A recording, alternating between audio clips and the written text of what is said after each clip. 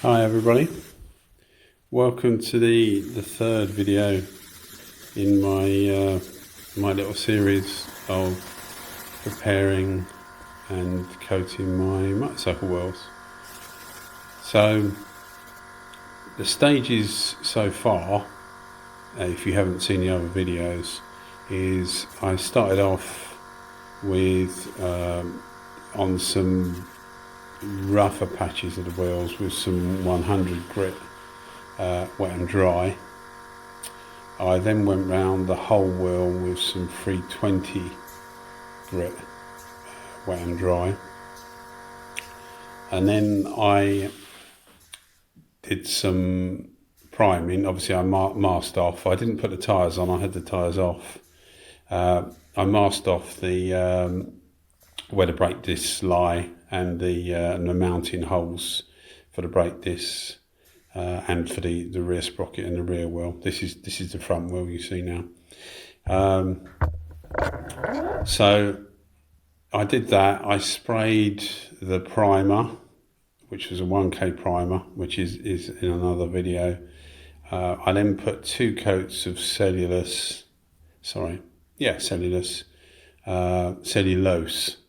paint on.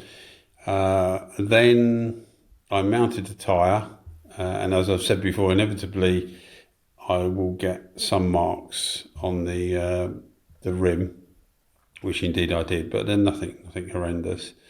So once I'd seated the bead, I masked off the tyre and applied another light dusting of primer just on the outside of the rim where the markings were. Give that a slight rub down with some 500 wet and dry, and then I did another 2 top coats. So as you see them here, they've had 2 coats and a bit of primer and 4 coats overall of cellulose base coat. The reason I use cellulose, which you will hear in the other video, is that I've had it for years and I bought a big tin of it and I really like the colour, so I'll continue to use it until it runs out. So we're at this stage now. Apologies if you see some jumping in the videos, etc., because I'm quite new to editing videos, and as you probably see, I'm not particularly great at it at the moment, but presumably I'll get better as I go along. So I've put the tyre back. I've changed the front wheel for the back wheel, as you can see, but unfortunately I've put it too high, so it's not ideal for you to see what's going on, but once you've done it, you can't really go back. So I'm putting the top coat on now. So I've left the masking on for the tyre, obviously. Now the gun I'm using is an SRI Pro Lite, which is a Devilbiss in a 1.2 tip. A really, really good gun. Probably my favourite of the lot. It was a toss-up really, whether to use the ANI for the top coat or the Devilbiss. And the Devilbiss, in my opinion, atomizes a little bit finer. It just lays it down a bit finer. So your top coat is the finished coat that you see. So I went for the Devilbiss to do the top coat with. I also have an Iwata as well, LPH 80, which I like, but I'm a big chap. I'm 6.5 foot, so I like the feel of the other 2 guns. The Iwata just feels really small in my hands. It feels like a big airbrush, really. I've never used an airbrush, but it's how I would imagine a big airbrush would feel, if that makes sense. So back to doing the wheels anyway. I'm using it's still a 1K product. It's a Upol 2085 which is ready for use. So you literally just pour it in a gun, no mixing or anything like that. It's not as hardy as a 2-pack, but obviously with the various spraying regulations and that, it's a lot easier to do safely for the person spraying and for those around. So I've used it before. I've used it quite a few times, and it comes out really well. I think it comes out really well for what it is. It's not overly expensive. It ends up being resistant to petrol, and I say resistant. It ends up being resistant to petrol for a short time. So if you want to clean something, you can do.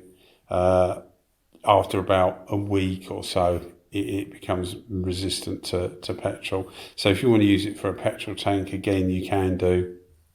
But it won't take sustained immersion in it. But then and again, I use a 2-pack one sometimes as well, and that won't either. That doesn't. It does for much longer, but eventually it will go through. I've never tried it, but I guess if you put some thinners or petrol or something on a rag and laid it over a bonnet of a car, and kept it moist for half an hour or an hour, and then removed it, you would see the top coat had all wrinkled up, and then it dries off hard again. Certainly that's what I've found on industrial products that I've sprayed before, that it does do it. Anyway, so back to the wheels. So the original coat for the front and back was just a dusting. This coat here is a heavier load going on, just to give it a more shiny surface, a more glossy finish. I've tried to keep the wheels, I think as I've said in some other videos, this is not spraying, this is just blowing off to try and let it dry. It's about 15 degrees where I am when I'm doing this, so it's not particularly warm. That's Celsius, by the way. It's not particularly warm, but it's not freezing either. So the stuff just takes a little bit longer to dry. So yeah, I mean, it is what it is. It's a 1K, so it's always going to be a compromise. But as I was saying, with my bike wheels, I've got quite a few bikes, and I do various projects on them. I don't want them too glossy, if that makes sense. I don't want them like shining like a car panel or something, because I quite like the texture. You get like an uneven texture, so I don't really want to. When I say uneven, I mean it's like pitted, like slight pitting, which I presume are the casting marks and that, and I just quite like that. So what I tend to do is I tend to make them look as shiny as they can, but retaining some of their original texture. I'm not the sort of person that would rub down every single spoke. I call them a spoke, but they are. This is a 3-spoke wheel, so I'm not the sort of person that would rub down every single spoke so that it was completely smooth. I like retaining the various the Honda markings and the size markings, etc. And if you're going to go too mad, you just remove them anyway. So and I don't want to do that. I wanted to keep the original concept of the bike as original as possible, but in a colour I liked. This was the original colour of these wheels were a lighter silver. So this is a metallic. I call it gunmetal, but whether it actually is gunmetal or not, I don't know. But yeah, so we're just again blowing off just to try and get it to dry a bit quicker and to set a bit quicker. So as I say, I've used this Upol stuff before, and it holds its shine well, even in sunny conditions. No 1-pack is going to be as good as a two-pack, but for me, when you consider the safety implications for you and everybody else, then one pack is fine for what I do anyway. And you can see that it gives quite a good shine, and you can see, you know, you're retaining all the original information that the manufacturer puts on there. So we're going to do the last coat on the back wheel now, and these wheels, I'm going to try and put a picture at the end. I'm quite new to video editing, and you'll probably guess I'm quite new to narrating as well.